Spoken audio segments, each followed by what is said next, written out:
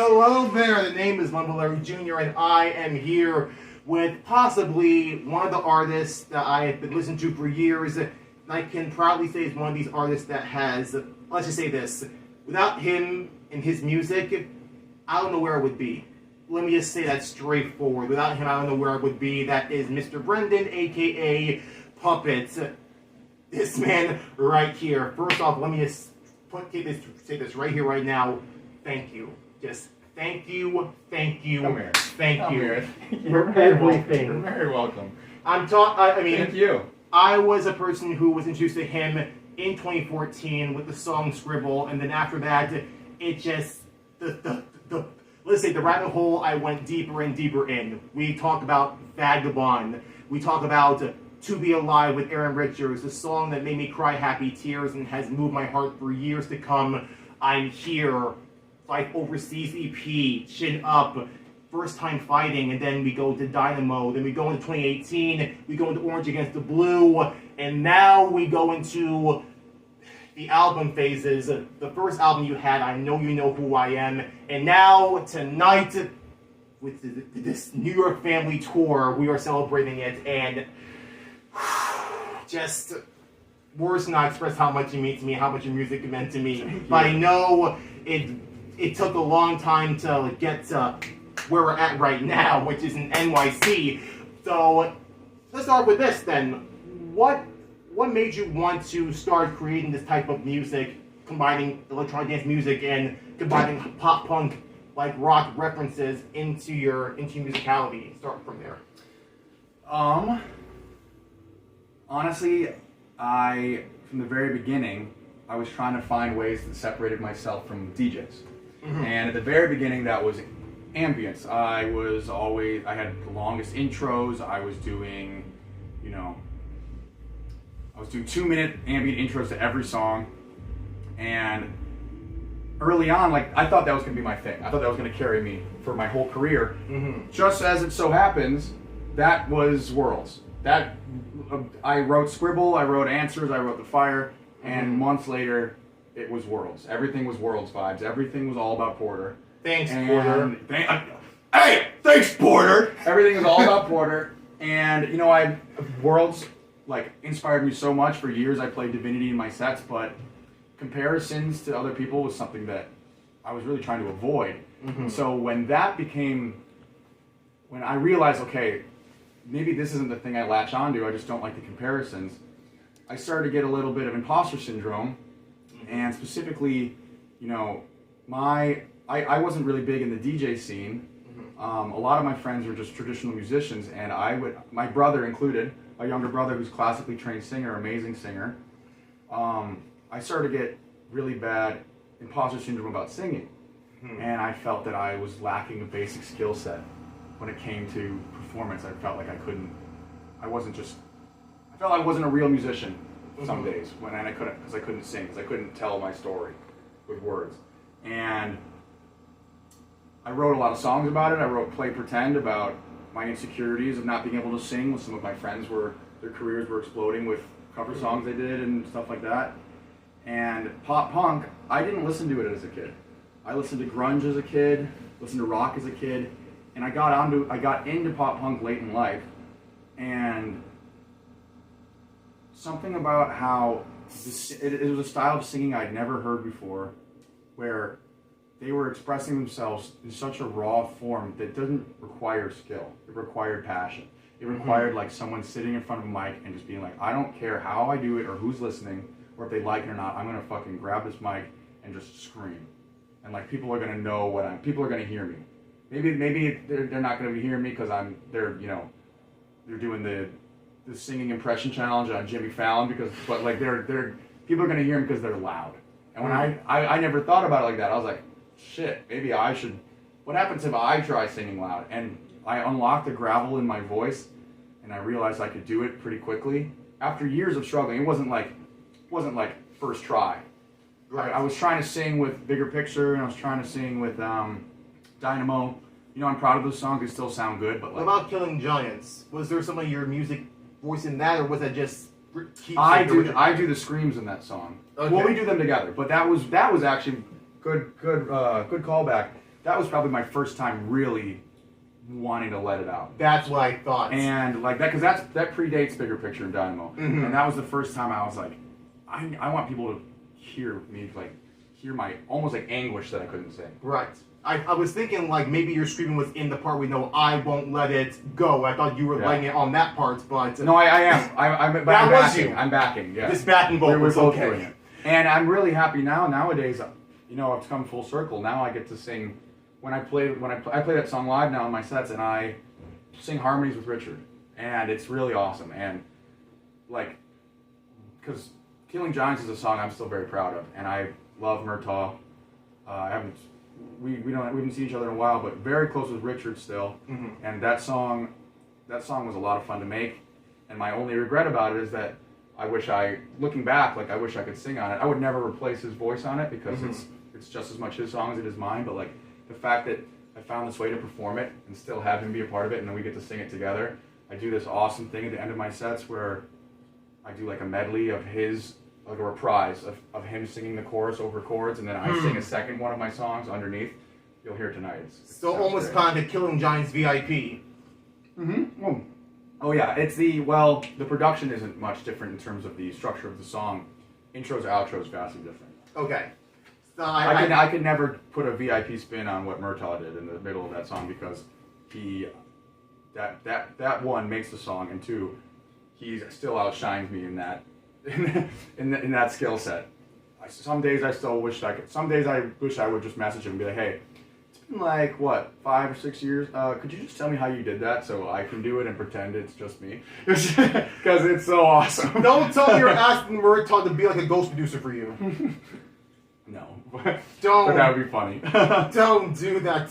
The community will get away. No, But it's amazing to hear that little backstory of Killing Giants because again that popped in my head because it sounds so like you're trying to cross that bridge between like really laying it out, letting a bit of that grunge out. So it wasn't until like what song like made where you said, you know what, screw it, I'm gonna let it out, scream it out. What song did that like transition truly begin? I keep thinking it's Orange Against the Blue, but I could be wrong. Was Here Again before Orange Against the Blue? Yes, it was, right?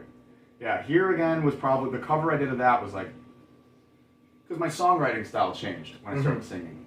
And the songs that I wrote very early in my career, I've at least co-written all of my lyrics on every song, even the ones I don't sing. I wrote with the artists. And something I'm really proud of, but like it's a learning curve.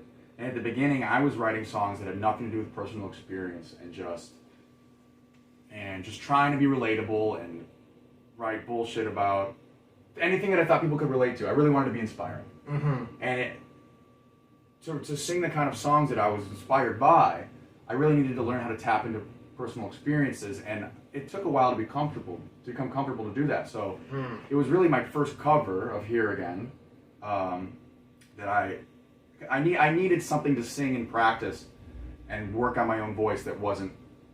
I needed an existing melody to work with and practice with because my songwriting wasn't at that level yet for this style. For that style. So that was really my first attempt and being like, okay, if I'm gonna learn how to do this, I need some practice. So I wanted to do a cover. Also, when I first heard that song, there's some songs I hear the chords and I'm like, this is immediately a Puppet song.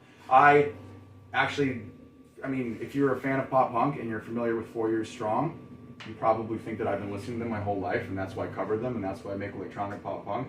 I first heard them 2 years ago. And the first time I ever heard them, I heard Worst Part About Me, and I heard the ARP in the background of the song. Right. The and you took that, and I heard that, and it was a guitar melody, and I was like, that's a Puppet synth. And that ARP is a Puppet synth, I'm making it. And that's you kind of say, because of the inspiration of that particular song, you took that and then you made it to your own in the song Worst Part About Me. Am I correct? Yeah. So I understood. I remember reading about that, and I was like, that is absolutely amazing that you took inspiration from other people, but you decided to make it your very own, and it transformed into Worst Part About Me, which in my opinion is possibly the greatest song in the album that absolutely moves me to my very soul. Believe me, when I'm there live in the front row, give me space because I will be literally crying my eyes out because it really moves me that much. I mean, I'm being honest because I was gonna tell you, like, you know, what songs that you're like, it's like your favorite to create or favorite to make. For me, my absolute favorite was Worst Part About Me, and we're talking like right now, because I feel like the words, the story you speak in Worst Part About Me is, like you said, you want to be relatable, you want it to be something that people can feel, and it's like 10 out of 10 when it comes to those criterias. Yeah. If we're talking about, like, I brace myself for the fallout, rip my effing heart out, feel my body up with disease, doesn't matter if I'm rotten from the inside out, you see the worst part about me, split me down the middle, open up my chest. I'm sorry, I'm going off because that's how much it means to me. If you have any stories, like, you know, about how that was created, please let me know. And tie it back with your family if you want to, but I'm curious. Well, here again, when I made that song, when I made that cover, the original band didn't receive it very well, and it really kind of bummed me out. Mm-hmm. When I worked so hard on that cover, and when I posted it, they didn't receive it well, and there was nothing like, I never even personally spoke to them, but it's very obvious that they weren't keen on it, and so when I did the Worst Part About Me cover, I was so stoked. I heard the song immediately, the 4 Year Strong version, and I was like, this is a puppet song. I need to make a puppet version of this. And I made the intro in one day, and I was like, this is so good. This is exactly the way that melody worked with my voice. I pitched it down one semitone for my vocal, and the way that melody worked with my voice, I was like, this is amazing. But that existed on my second SoundCloud for probably more than a year. And the title of it on my second SoundCloud was, I don't want to deal with bands or labels again, so I'll probably never finish this. And it just sat there, the intro, the first 1 minute before there was a chorus. I hadn't made a chorus yet. And then... That second SoundCloud still on there? Yeah. I'll make sure I look it up. I need to find that second SoundCloud. I'll tell you what it is. It's not super hidden, but ironically, I think it's SoundCloud/Can't Find Me Now, LOL. Because people found it originally, I think it was SoundCloud/Bark. Bark Bark Bark's still the user.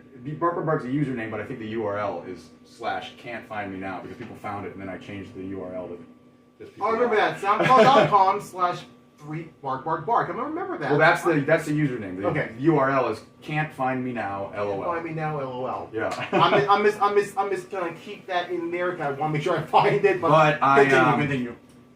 When I wrote 2018, and with 2018, I hit a chorus sound that I had been wanting to hit for a long time. Mm-hmm. And like, I don't know, matching electronic basses and guitars, I just got lucky and struck gold. And something about the synths I chose, and how they worked with the guitars, the song had a fullness, a guitar wall that everything else was lacking before. I mean, bigger picture, very proud of. Orange Against Blue, very proud of. But the guitar wall in 2018 was a sound I've been trying to achieve forever.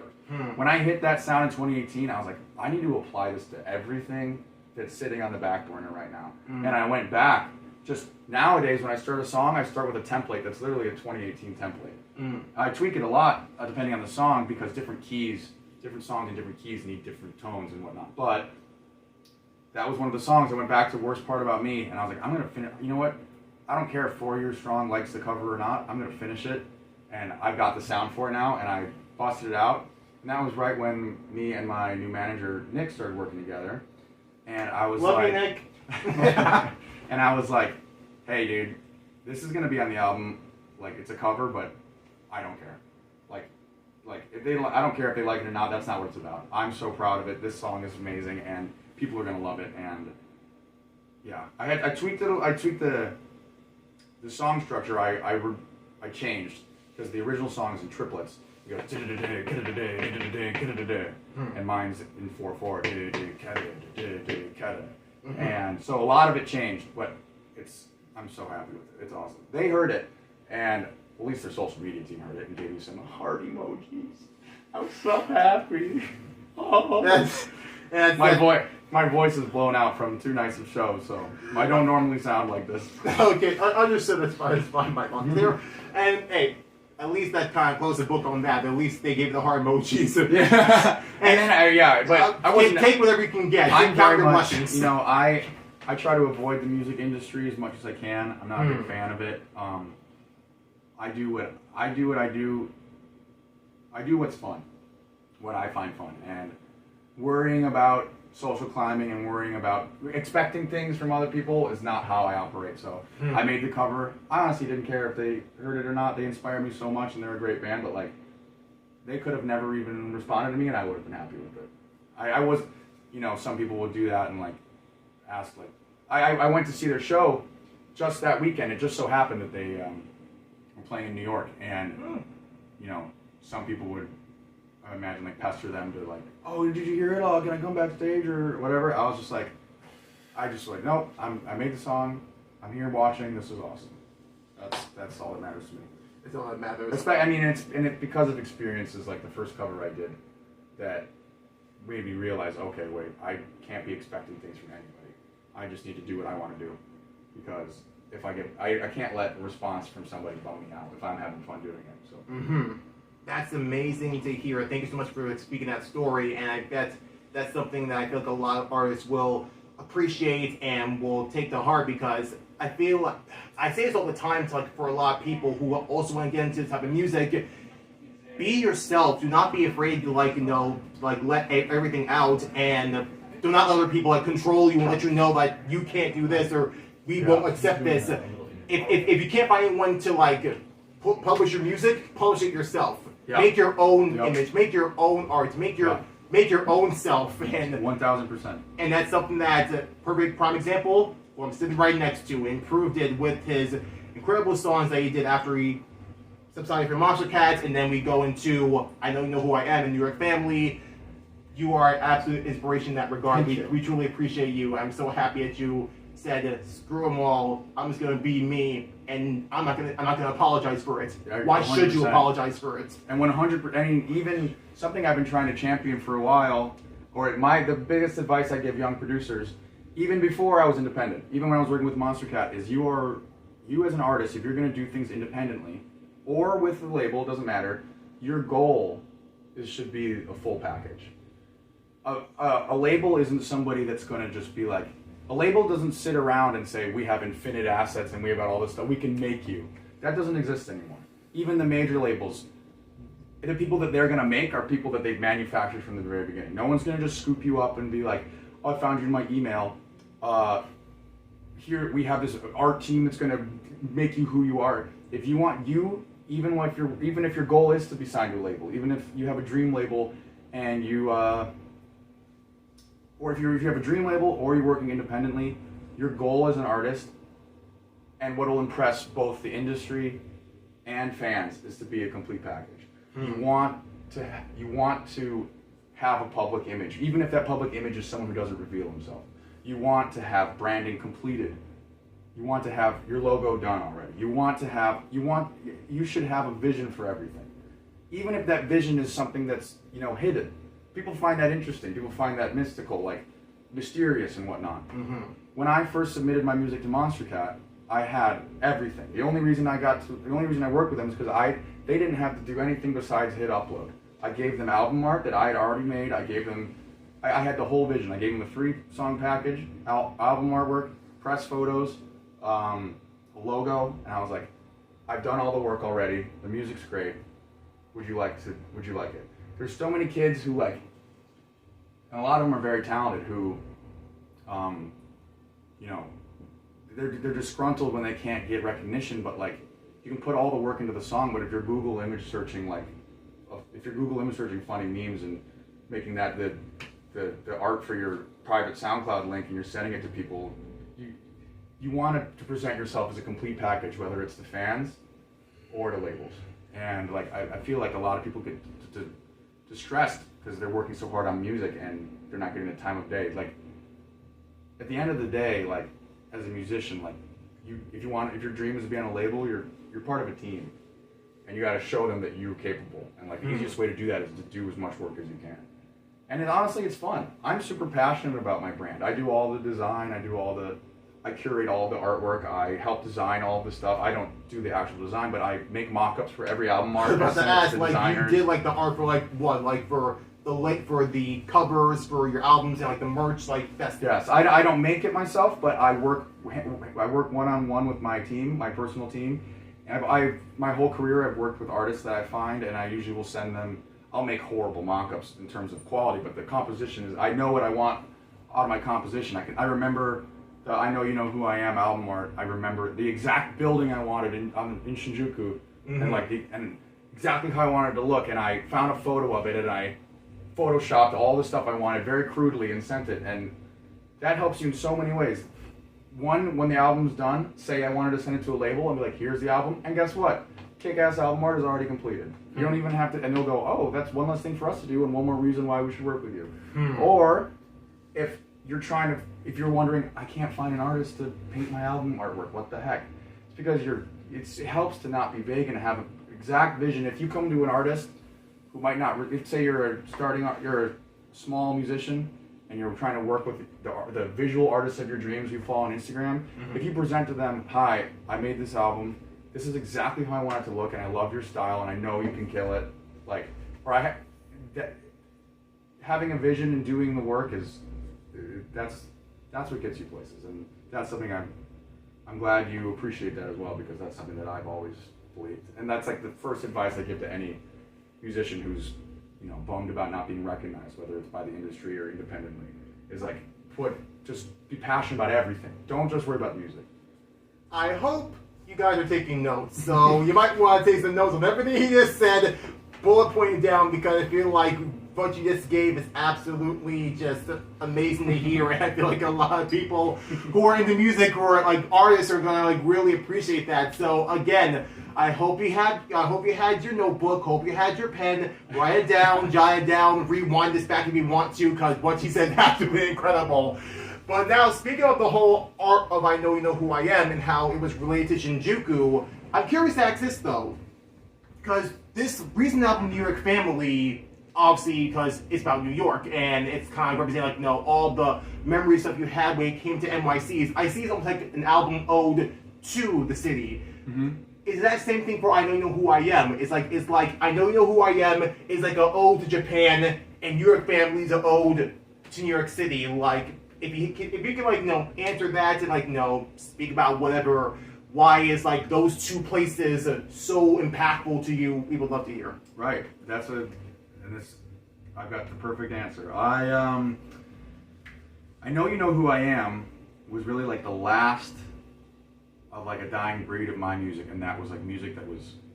I still obviously will always write about this for as long as I live, but my music for almost my whole career up to New York Family was almost purely driven by nostalgia, because I had very bad both imposter syndrome and like I always believed the grass was greener on the other side. I was never happy, no matter where I was, in terms of like when I was younger. I studied abroad in Japan, and then I went back between like 10 and 20 times. I lived there for a bit, worked on albums, made a lot of friends there, and it ended up becoming a crutch in my life that I mean, obviously super passionate about it, and I love it, and I'm glad I did all that and wouldn't do it any differently. But it became a crutch in my life in the sense that I would avoid my problems when I was younger by traveling to Japan. When if I had bad imposter syndrome and there was a music festival coming up that all of my favorite artists got to play and I didn't, I would book tickets to Japan and say, actually, you know what?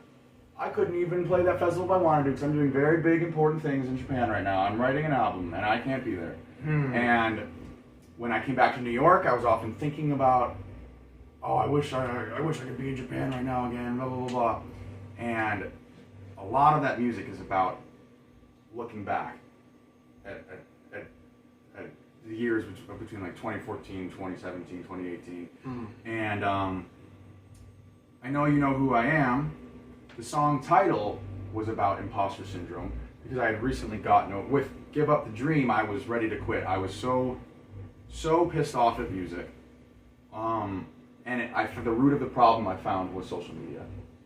But before I found out that answer, I had the worst imposter syndrome you could imagine. I was ready to quit music. I was literally thinking, how do I become a firefighter? Like, what other jobs can I do with no degree? Like, I'm so done with this. It makes me so sad. And once I corrected that problem with my unhealthy relationship with social media, when I came back with when I came back with I Know You Know Who I Am, that's basically saying to all the people who have ever made me feel bad for feeling like I don't exist, like for just passing me up, I know you know who I am. You might not acknowledge me, but I'm here and I know you know it, and that's all I need. Like, fuck you if you're not going to give me the time of day, but guess what? I don't need it anymore. Because I know that I exist in this space, and I know you know I exist in this space, and I'm going to keep existing. So that's a lot of that music is still very heavy nostalgia based. You know, photos, videos, memories is 100% pure concentrate that nostalgia in one song. All the metaphors I use in other songs to express all the stuff I missed in my life. Not a lot of metaphor in photos, videos, and memories. That's just purely that feeling at its core. So, that being said, COVID happened, and suddenly the thing that I use as an escape, which was traveling overseas, became impossible. And not just like, oh, I can't go right now, I can't wait till I can go again. It's like, no. Something that was my biggest crutch in life suddenly became not a part of my life at all. And I had to grow up. I grew up rapidly. I mentally aged. I feel like my mental maturity skyrocketed during COVID because I had to face my problems. I learned the answers to some of the problems when I after Give Up the Dream and I got back into music and I felt a lot better. You know, I was like, okay, this is how I feel better about this. But these other things still bother me, and I can't just run away from them. What do I do? New York Family is really an ode to like the best year of my life, where I stopped running away from my problems and I gained self-confidence. And for the first time ever, I appreciated living here. I lived in New York for 7 years, and for the first 5 of them, I didn't even think that this was my favorite city in the world. I would tell everyone, oh, I wish I lived in Tokyo or whatever. Like, yeah, I'm gonna go back there soon. Even though I'm in the best city in America. I'm in fucking New York City. It's amazing. There's things to do every day. And I really... It's a city that never sleeps. Yeah, I really didn't appreciate it. And once I realized how good I had it, I wasn't even intentionally doing it. I spent all summer last year writing a love letter to my friends. New York Family's about my friends, how they changed my life. My New York Family, I owe it all to you. Mm-hmm. That's the most important lyric on that whole album. Because it's my New York family who's here, and I'm not running away from them anymore, and also just appreciating what I have in the moment. Every single song I wrote on New York Family was a thought I had that week, good or bad. I was like, this is the best year of my life. I'm finally loving what I do and loving where I am. I'm gonna write this all down. So is this why I'll go to track number 2, Whirlwind Summer. Like those, like that particular summer season, if we're talking about like in the pandemic time when you were just stuck in New York City, that whole summer was like an eye opener to you, an epiphany to you, but also made you appreciate where you were, what you were doing, and the people that you were around, and that's why in the chorus it really says, "Whirlwind Summer, I owe it all to you and the people you were with." It's oh, sorry, keep going. No, I was just trying to connect the dots on that, because everything you said about the pandemic and you being there, stuck in New York City, is like, if you're saying that the whole album is an ode to that moment in time and to New York City, I feel like if I had to like tell someone now I can't respond on words. I feel like the ode is definitely in track number 2, because it just, you feel the emotion, you hear the happiness in your voice when you sing it. It's like that's the key thing there. I was really unlocking with that song. So COVID, I wrote a lot of, I released I Know You Know Who I Am in 2020, the beginning of COVID. Mm-hmm. And it borders to Japan closed early 2020. Mm-hmm. And then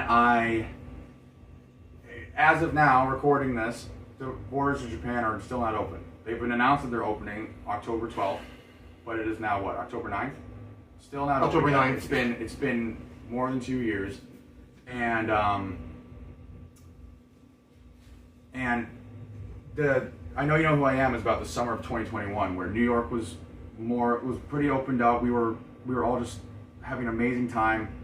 Life felt normal in New York City for the first time for me, ironically, because post-COVID, Japan is still closed, And I really just had the best summer of my life. The best summer of my life. And Whirlwind Summer came. I had had an amazing 3 weeks with friends that were bending and bending. I talk about the revolving door of friends coming to see me, friends coming from out of town. I had a 3-week stretch of where I saw every single person in my life who I loved, and like we just shared so many amazing moments.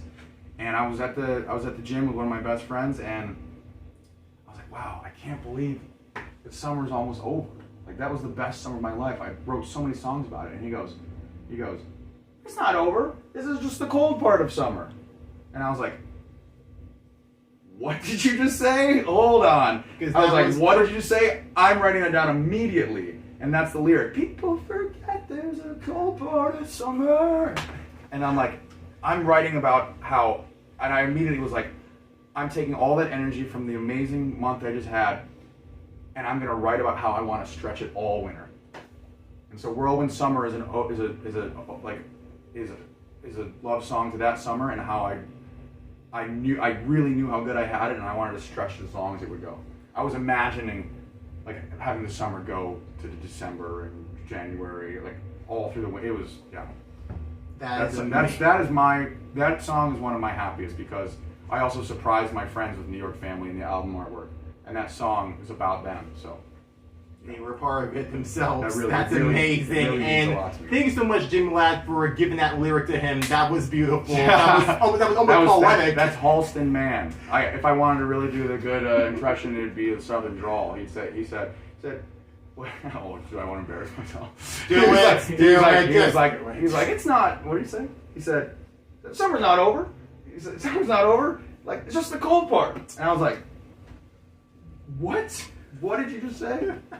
Yeah. I was like, holy fuck. That's amazing to hear, and again, we truly appreciate. He's gonna be here tonight. You can thank him. Oh, I'll definitely thank him. Just look for the guy. We'll definitely thank him. Thank you so much, Puppet, and thank you so much, Holston, for that. We truly appreciate everything that you have been creating, and I'm honored and blessed to have been a part of it.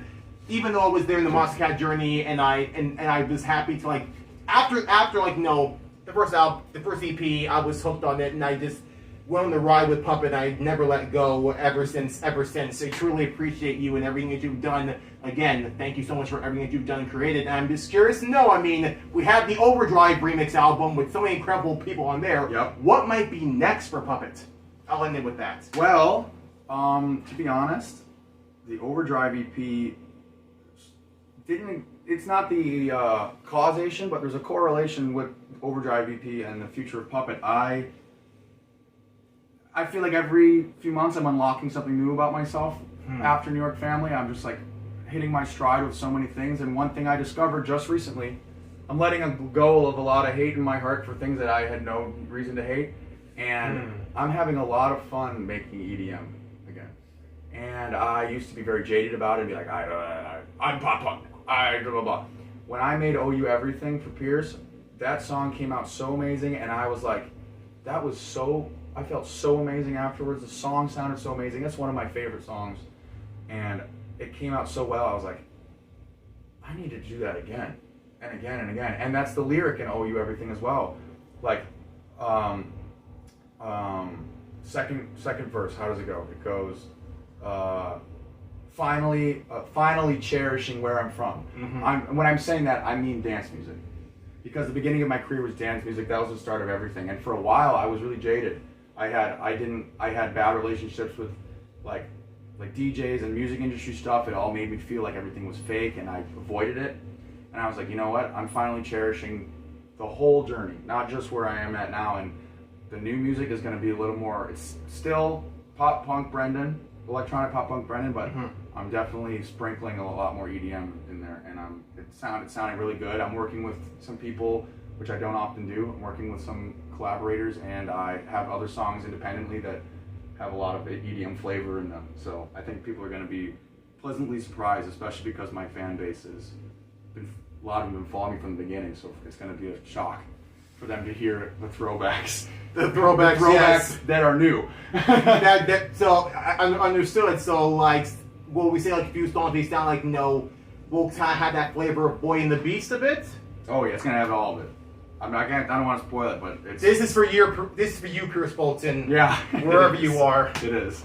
But thank you so much again, Puppet, for everything. We cannot wait to see what's going to be coming up next. Right now, we got to get you ready for this New York tour, this New York date. This is going to be... after everything has been said, I can hardly wait to just cherish it all on that stage. Just thank you so much, Brendan, for everything. Thank you so much, Nick, for taking him under your wings and really helping him shine where he is right now. I give a love to everybody in the team. Thank you, merch people out there, for really pushing the name of Puppet. We truly appreciate you all, and thank you so much for watching. We truly appreciate you too. This is Michael Laird Jr. signing out. Peace. Thank you.